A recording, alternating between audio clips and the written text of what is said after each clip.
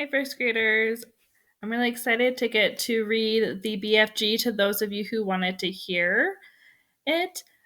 This is one of my favorite books from when I was in elementary school. I remember my third grade teacher reading it to me.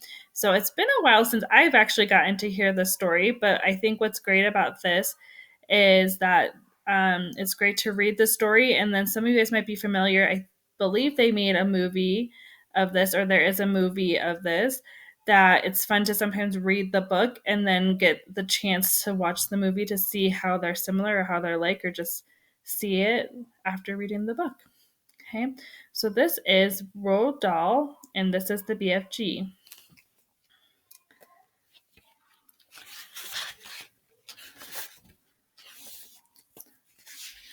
So this is kind of like our magic tree houses. There's not going to be tons of pictures, but when there is, I will show them to you.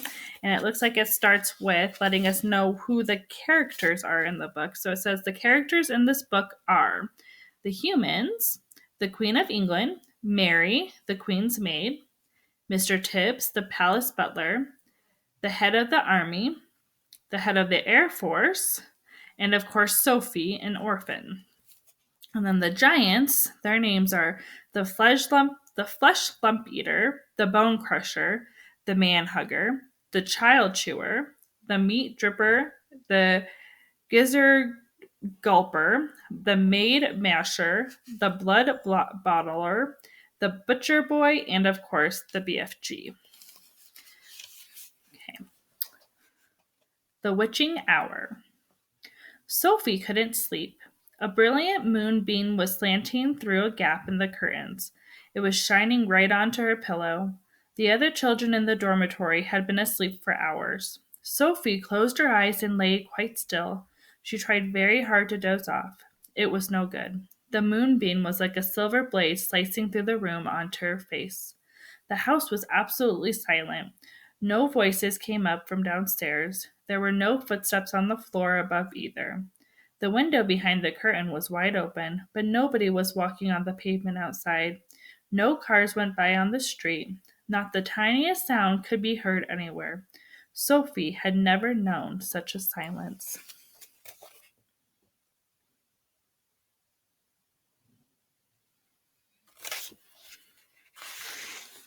Perhaps, she told herself, this is what they call the witching hour. The witching hour, somebody had once whispered to her, was a special moment in the middle of the night when every child and every grown up was in a deep, deep sleep and all the dark things came out from hiding and had the world to themselves. The moonbeam was brighter than ever on Sophie's pillow. She decided to get out of bed and close the gap in the curtains. You got punished if you were caught out of bed after lights out, even if you said you had to go to the lavatory. That was not accepted as an excuse, and they punished you just the same. But there was no one about now. Sophie was sure of that. She reached out for her glasses that laid on her chair beside her bed. They had steel rims and very thick lenses, and she could hardly see a thing without them. She put them on, then she slipped out of bed and tiptoed over to the window. When she reached the curtains, Sophie hesitated. She longed to duck underneath them and lean out of the window to see what the world looked like now that the witching hour was at hand. She listened again. Everywhere it was deathly still.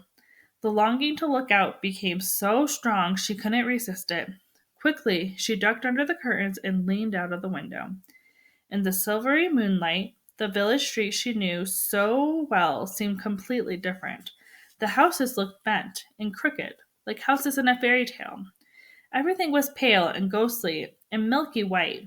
Across the road she could see Mrs. Ranch's shop, where you bought buttons and wool and bits of elastic. It didn't look real. There was something dim and misty about that, too.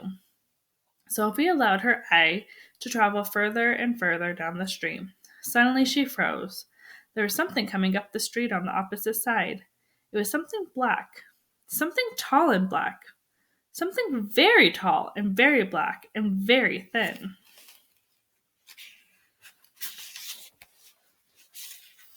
Who?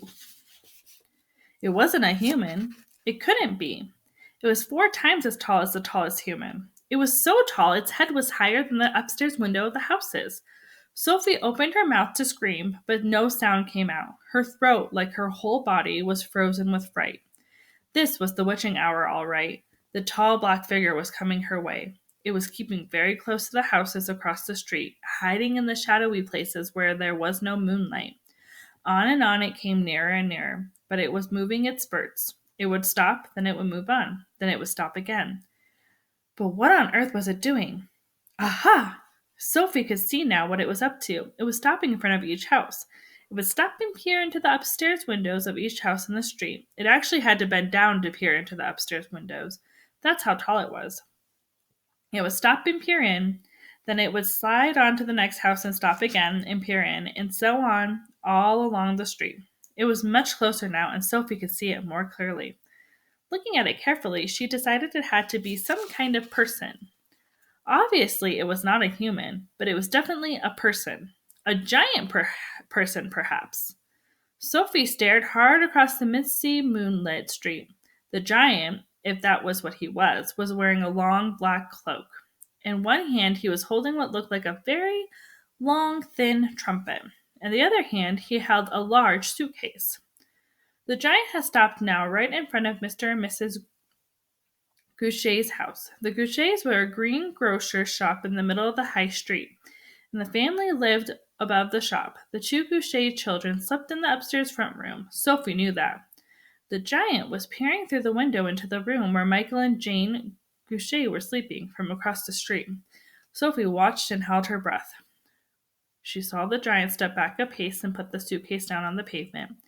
He bent over and opened the suitcase. He took something out of it. It looked like a glass jar, one of those square ones with a screw top. He unscrewed the top of the jar and poured what was in it into the end of the long trumpet thing. Sophie watched, trembling.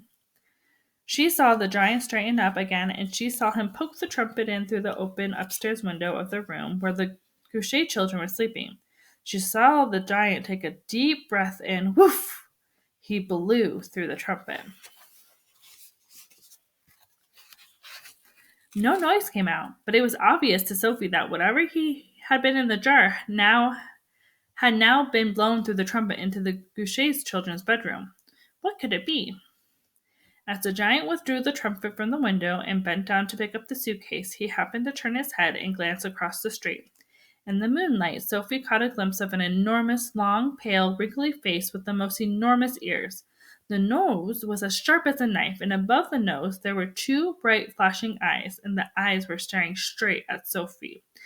There was a fierce look about them. Sophie gave a yelp and pulled back from the window. She flew across the dormitory and jumped into her bed and hid under the blanket. And there she crouched, still as a mouse and tingling all over.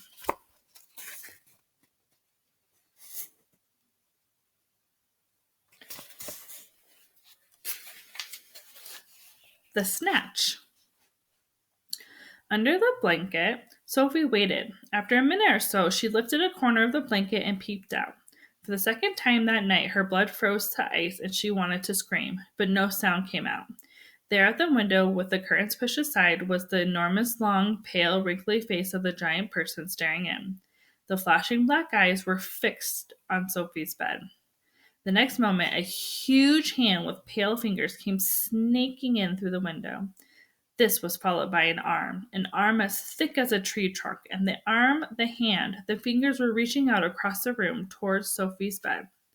This time, Sophie really did scream, but only for a second, because very quickly the huge hand clamped down over her blanket, and the scream was smothered by the bedclothes.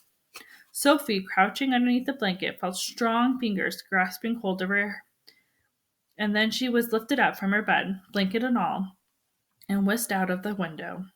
If you can think of anything more terrifying than that happening to you in the middle of the night, then let's hear about it. The awful thing was that Sophie knew exactly what was going on, although she couldn't see it happening.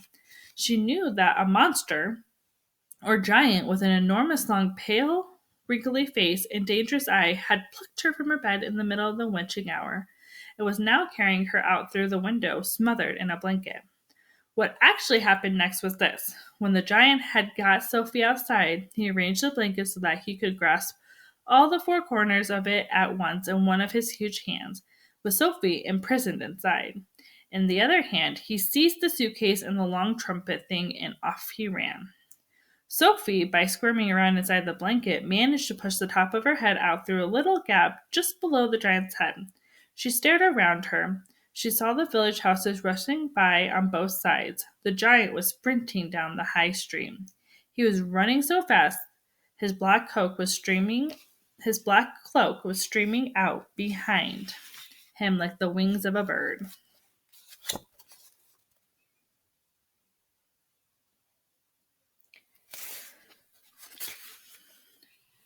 Each stride he took was as long as a tennis court. Out of the village he ran, and soon they were racing across the moonlit fields. The hedges dividing the fields were no problem to the giant. He simply strode over them. A wide river appeared in his path. He crossed it in one flying stride. Sophie crouched in the blanket, peering out. She was being bumped against the giant's leg like a sack of potatoes over the fields and hedges and rivers they went. And after a while, a frightening thought came into Sophie's head. The giant is running fast, she told herself, because he is hungry and he wants to get home as quickly as possible, and then he'll have me for breakfast.